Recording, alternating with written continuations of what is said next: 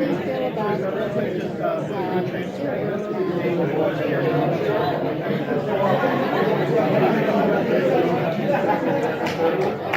What was the question? How our characters relate to each other. Oh, you and I. Yeah.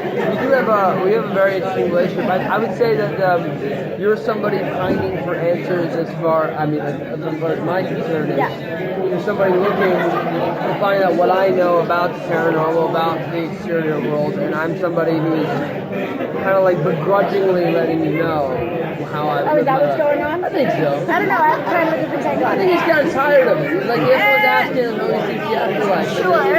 You want to test me. All right. How do you see it? That's your point of view.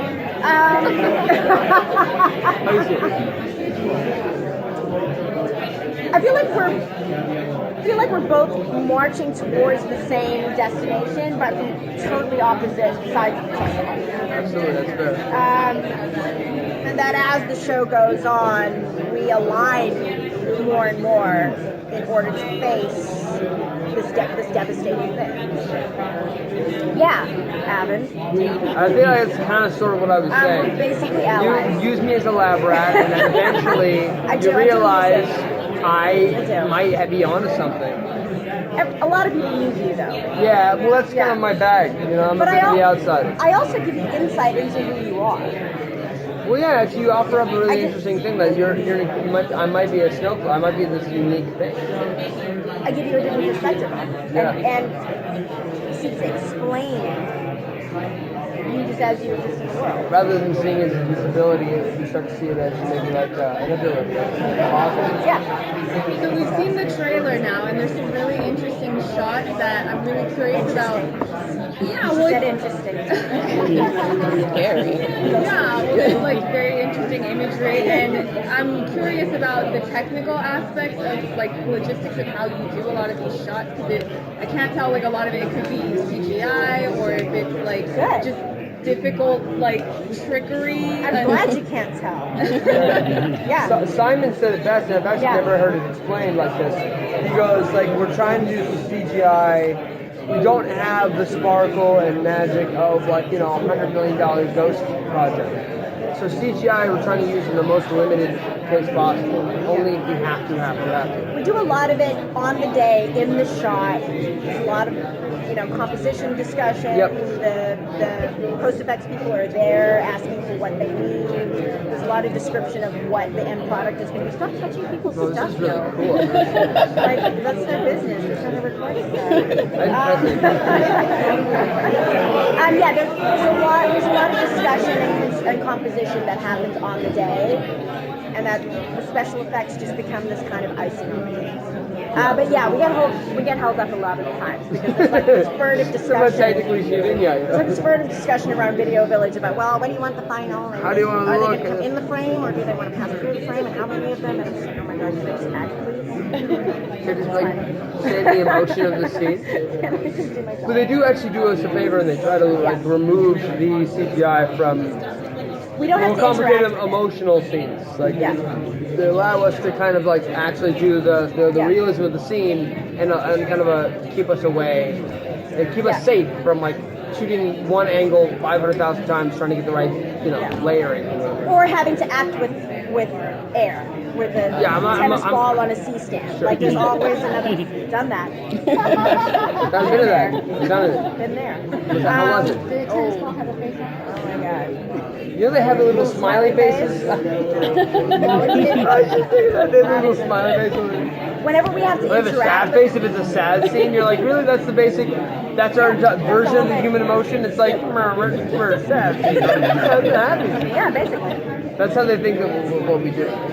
But every time we've had to interact with any kind of paranormal thing, it's been a person. It's been a thing. Yeah. There's been a back and forth, which I'm so grateful for. Yeah.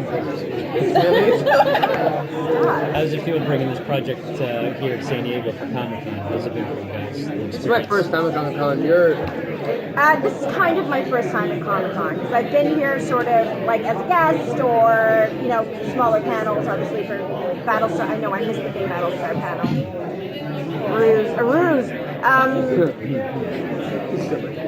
I can still make it. It was on Thursday. Yeah. Shows you how much I know about it. Thank you. I was just need a time machine. No, I love this to be. I mean, to be We're at able to talk Comic-Con. about it. Anything is possible. Yeah. And to be able to talk about something that we're still in the middle of it. I mean, we still have episodes to go. Yeah, oh my God. We're going back on Monday to shoot the rest of the show. No, it's great, but I feel so reinvigorated. Yeah. You know, like here's the audience, this is the reception, this is what the product is aiming for, right? This is the world we're living in. So because all this time we've been discovering it, we've been inside of it. It's really strong.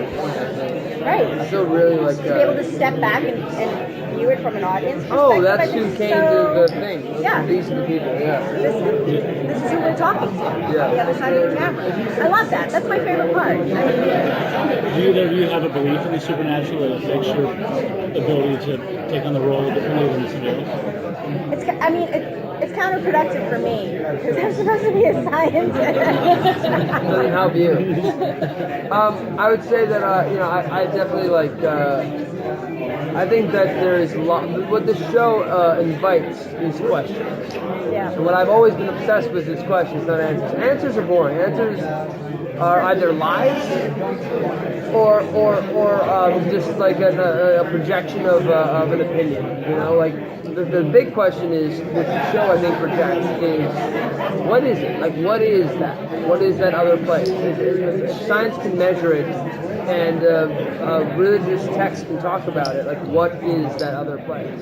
And so for me, that's always been like the thing about the show that I think is really interesting. It's like there's 1,000 ways to come at this thing, but the fact that we're all coming at this thing says something. Well, there's 7 billion because it's all such a subjective, personal thing, Right. especially in the show. Yeah, it's like what haunts you is what haunts you. Right. You in particular. Your own personal nightmare. Right. Yeah. Yeah. I don't know. I had a thing. My grandfather passed away, and I heard him walking down the hall. He had a very distinctive step.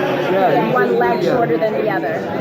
And the night he died, I heard him walking down the hall in my grandmother's house, without a doubt. I don't know what that means. Maybe it was just for me. Maybe it was wishful thinking. I was very close to my grandfather, but that's all I know. What do you find most compelling about these characters you're playing? I like that we find her on her back foot. We introduced her as a failure. She's lost everything. She takes this job as a way to kind of climb back up the ladder, and she has so much to prove. I love it also because she doesn't think she's wrong. Well, I was asking, with the genre, there's so many different angles and approaches to this genre, and everybody's trying to make their own style and theme. Like, what do you hope that your mark will be on the genre? Like, what mark do you want to leave in this genre? Some different signature you. I think the thing that drew me to writing for this show, that really got me excited to want to get on board with Simon was the fact that when we were dealing with a show that was just going to be ghosts. So we weren't getting into the thing of it was going to be multiple monsters and it's like there's ghosts here and now there's elves and fairies and vampires and werewolves. We're staying very much in the realm of this is a supernatural show and they're very intimate stories. So despite the fact that it's there's a series arc and there's an ensemble cast, each sort of it's almost like a combination of anthology with a regular sort of horror series that has this through line from episode 1 to 13. There's also each character almost gets their own intimate haunting because ghost stories are a very personal thing. So it's kind of and that was the big problem we had when we first sat down. It was like Ghost Wars. What the fuck is that going to be? I mean, it's is it going to be ghosts with guns, or we're going to see we're going to have some scene where Mead's yelling, "They're flanking us," and so it was trying to figure out what how they were going to hurt us and what they were going to be after and stuff like that. So after we sort of locked all that down, we made sure that we were locking down something that would give us a lot of life to the show, but also that was very personal for us, so that we could connect to it. So we were told that the indigenous culture is also going to somehow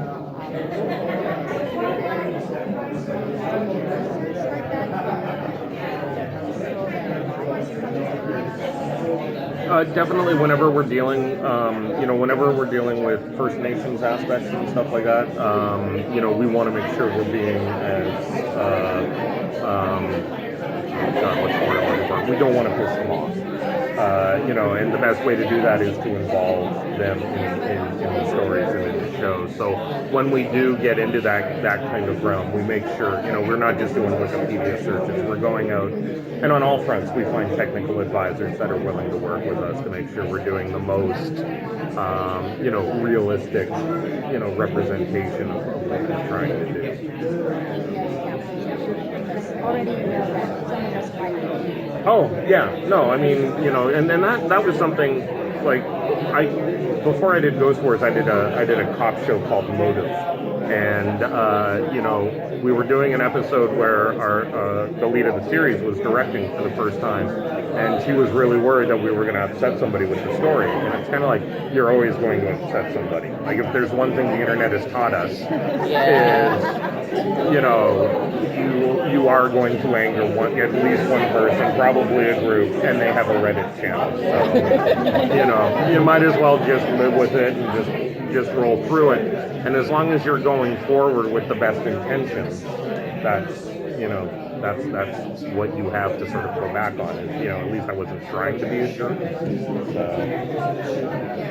When you're dealing with a show that has all these special effects and the very striking imagery that we saw in the trailer that was just released, do you have that in mind when you're writing it, or do you write the stories first and then figure out the best way to visually, put that energetic interpretation into it? Yeah, well, we start with the story, and we just make sure the story is fun, and then we wait for the effects house to come to us and say this is impossible, but we can do it this way, and then we go, let's find another way to do it. Or we go, okay, I get it. It's like physically impossible to stuff somebody into their own mouth.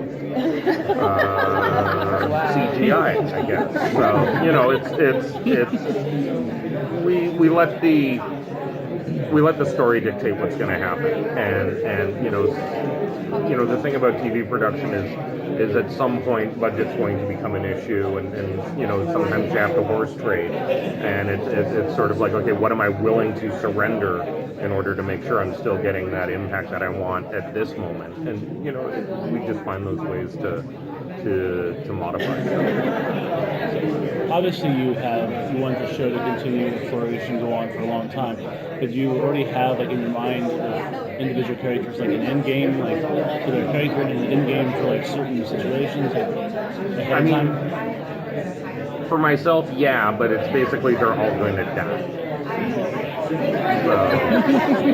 Yeah, spoiler alert. It's kind of like the Game of Thrones spoiler. It's like they're gonna die. It's kind of like it's kind of written on the wall. Right. Yeah. No, I would just murder everybody. A wedding. Well, yeah, everybody. I would just be like, how do you lose a ghost war? Or conversely, how do you win a ghost war? So. Yeah. Have you had your own paranormal experience? Yes. Yeah. When I was 9, I saw a ghost when I was camping, and it was like in a cottage, and it was one of those things where we'd heard a story, a ghost story a couple of days earlier, and then I saw it. So it was always that thing of my parents were like, well, that was your imagination. It's like, you know what? At 3 a.m. it doesn't fucking matter what it was. I was afraid. So why should we watch Ghost? Why should everybody watch it?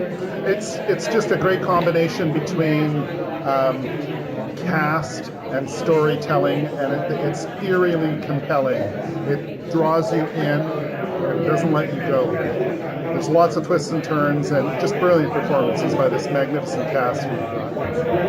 It looks good. I saw the trailer. Why Alaska? Well, when we sold it to the network, we wanted something to happen, and something remote, and something as far away as everyone. If we shot it in LA or New York, or it was just any town, USA, we picked Squamish as a location because it's remote, and you feel afraid to be in this little town, just to be there. You can only get in 2 or 3 months a year because it's up in Alaska and it's frozen. So when you really get stranded on Gilligan's Island, let's say, which may take a couple episodes. It's part of being left alone. Being alone is what we need to set the show with. It's central to the story that the town is cut off, and Alaska is, it attracts the disenfranchised, it attracts the end of the liners, and so it's just a great fodder for the character base for the show.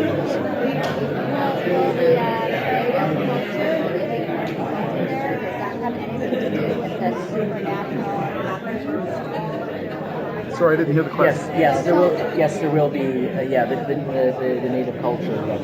Yes, there is a little bit of interesting things happening there. So that has something to do with some of the weird things that we saw. Our cast is very diversified. Every race, color, creed involved in this little town, and certain nationalities do come with a little bit of spiritual enlightenment, let's say. So what sort of protagonist is Roman? Roman's extremely interesting as a protagonist because he has abilities and sensory abilities that are different from everybody else. Roman sees the spirit world, and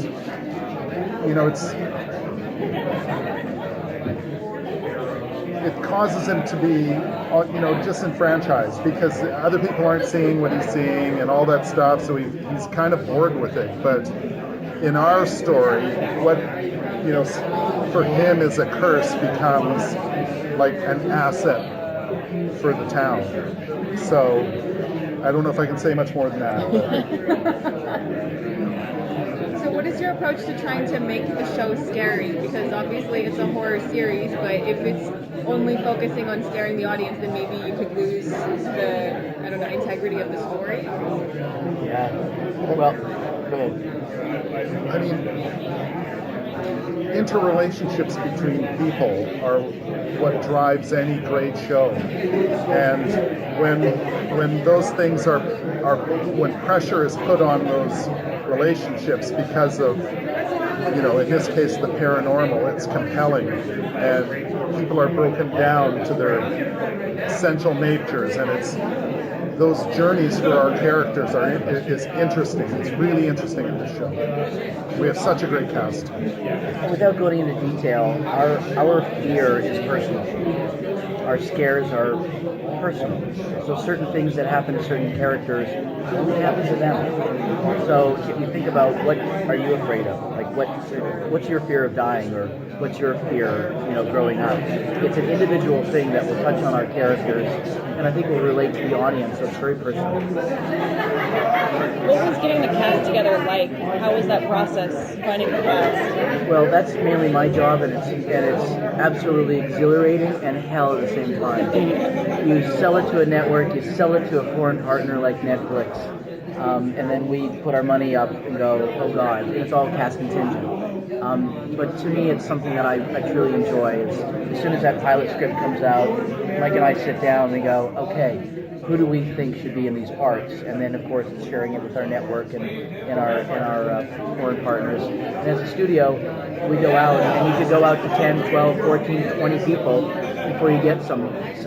But I have to say the casting process in this show, we got all our number one choices except for one. Wow, that's awesome. Every single person that's on our cast was the very first offer we made, and they came forward, except for one. One role was tougher. That's a tribute to Chad's relationships to agents and all that stuff, and also a tribute to the scripts and what's coming out of the writing room, and it's that combination that really pay dividends for the show. I can't do our job if it's not on the page, and that's where Simon Barry and Dennis Eaton and Damon and Rachel Langer, and Sonia Bennett and all these great writers put some beautiful things together. So in a genre that's had so many different angles and different styles and themes, what do you hope your mark will be on the genre after the show? Great ratings. Great ratings. And we can come back for season 2. What element of the show do you think will connect with the audience the most? What do you think? I think some of the questions we raise about what happens after you die, and what is it that the legends and the myth of ghosts that we've heard almost our whole lives, is there a connection to the real physical world and the scientific world and the religious world? Is there a truth in there somewhere that we can grab onto and go, hey, this maybe makes some sense? That's what I'm hoping for, at least. Yeah. So,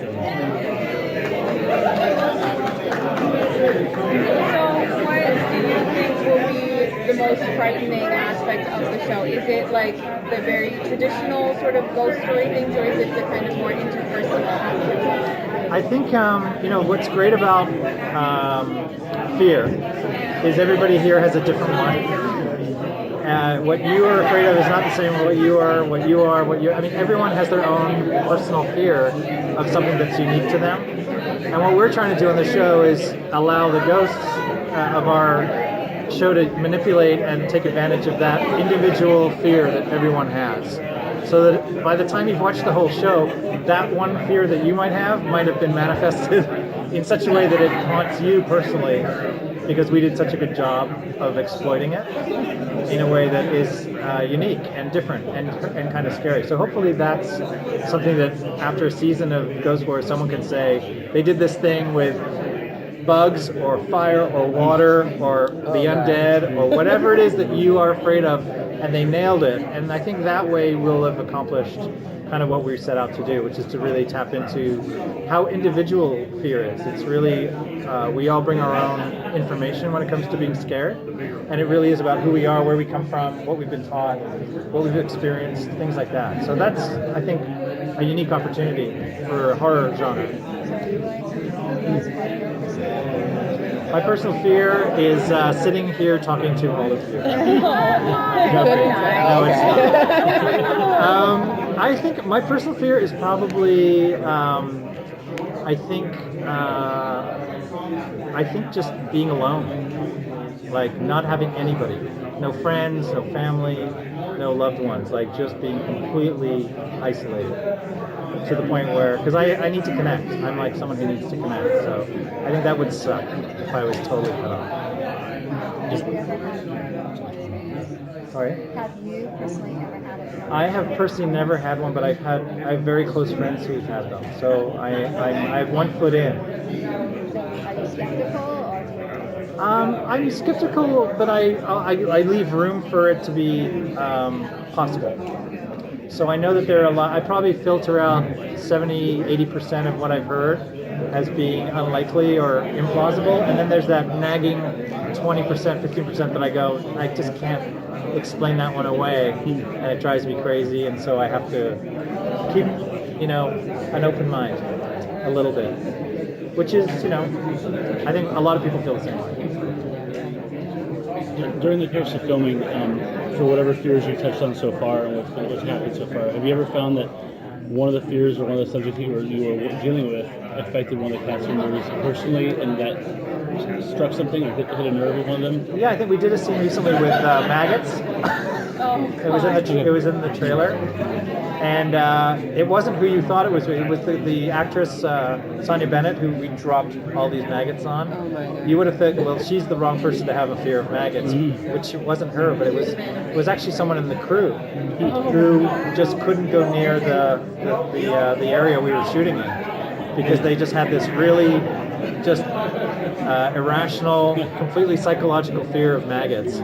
And they just were like, I can't be on set today. I can't do my job. I always freaked out. So that's the closest we've come from. It wasn't a cast member though.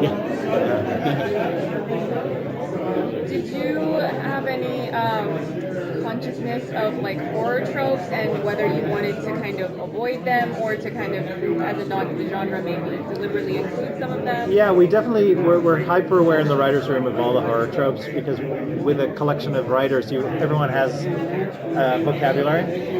So in some cases, we just wanted to take those tropes and give them a twist, so we could at least take advantage of them. build an expectation of the trope and then use it against the audience. So in some cases, those tropes are played out in the way that you expect them to play out, and then we reverse them, or we just don't make them pay off the way you thought.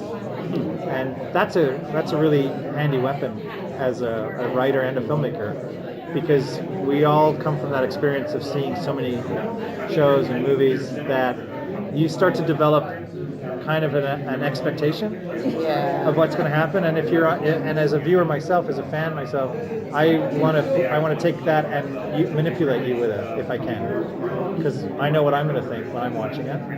And if I can use that as a way to surprise you, then I accomplished something. We all have. What's your favorite horror movie then? Of all time? All time? It's really hard because it changes, depending on where I am in my life. I mean, I think growing up, Jaws had a huge impact on me, but it's such a great movie, just in general. It's so wonderfully executed, but it was really terrifying. I think Alien too. The first Alien really got me.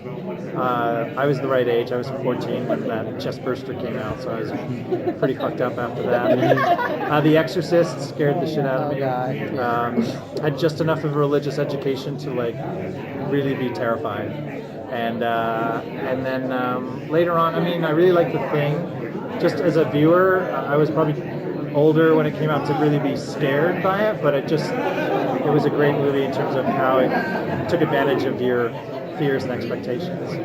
I like also Polanski movies like Repulsion and Rosemary's Baby, because it's a different kind of horror. It's that horror of internalism and isolation and paranoia. So those movies are great. The Shining, I think, is a masterpiece. Yeah, I can't pick one. It's impossible. What's your stance on jump scares? Do you think they're like a cheap tactic? I like them when they're not what you think they're going to be. I think jump scare is best used when the payoff is not the obvious choice. Sometimes they work because they work, and sometimes you plan them and they don't work. I don't know. It's a mixed bag. So, any ideas floating around that have you questioned whether you should go with it if it's too much or something? In terms of what we're showing, even what's to come. Even. Yeah, there's a few graphic things that we've tried to do that I think are a bit over the top sometimes. But then I turn to my partners, directors, the actors, the writers, and I go, is it just me or is this? And a lot of people will have their own opinion about it. So, but no, nothing. I haven't canceled anything. Questioned yourself yet? No, not yet. No. There's still a few episodes to do though. So you never know. Yeah. Has it battled the network at all on anything about them trying to say no? No, actually, the network's been really, really helpful. Both networks, Syfy and Netflix, are really understand what we're trying to do. So they actually, I think, are keen to have us push the envelope where possible. But I think at the end of the day, more important than that is just a good show. They just want a good show that people want to come back to, and that ultimately goes to character and story more than the scares being, the right kind of scares or the wrong kind of scares.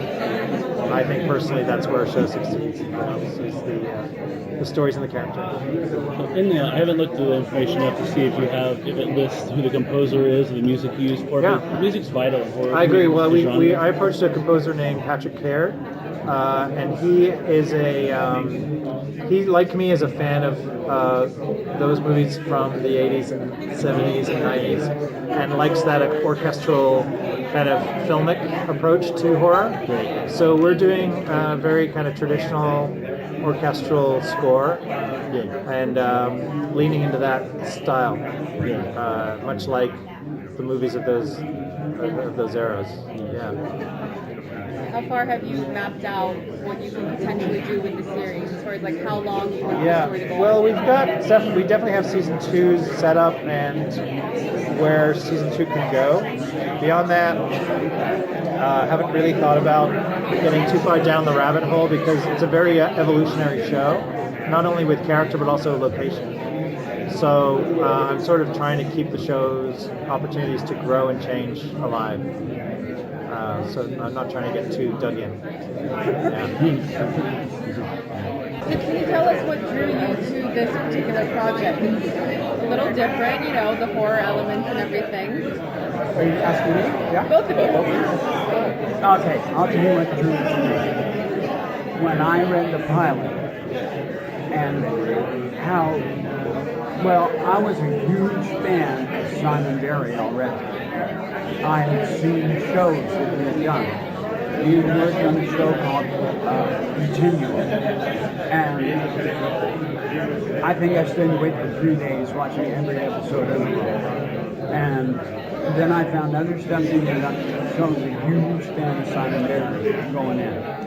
When I read the pilot, and I read the character of Doug in this particular, what do they call it, first season, spends a lot of time in jail. Okay? That's just what it is. And there's reason. But Doug, my character, was written so well, and I come from the school of Meisner, where it's on the page. It's your job to find it. I read a lot of stuff, and I go, but this just like, I just went, yes. And if I go, how in the hell am I going to pull this off? I take it. If I go, oh, I did that easy, I turn it down. There's only a couple of scripts written, so I read those, and there was a couple of standout scenes that I was really struck by, and so I arranged a conversation with Simon Barry, our showrunner. I wanted to make sure that it wasn't an accident that those scenes were in there, that they were really written for the purpose that I thought they were, because it set a tone to the show that I really liked.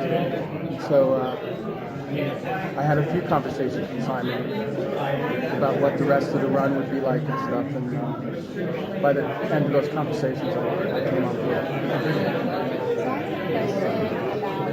What do you personally, what are your personal favorite movies involving ghosts? Oh, well, that's easy. On Syfy, they had a show called Ghost Hunters. And Jason Hawes and Grant, and I can't remember Grant's last name, I was watching Ghost Wars, and I actually got the number of their office in Rhode Island, and I called them up, and I said, hi, this is Meatloaf, can I speak to Jason? And the woman on the phone went, yeah, right.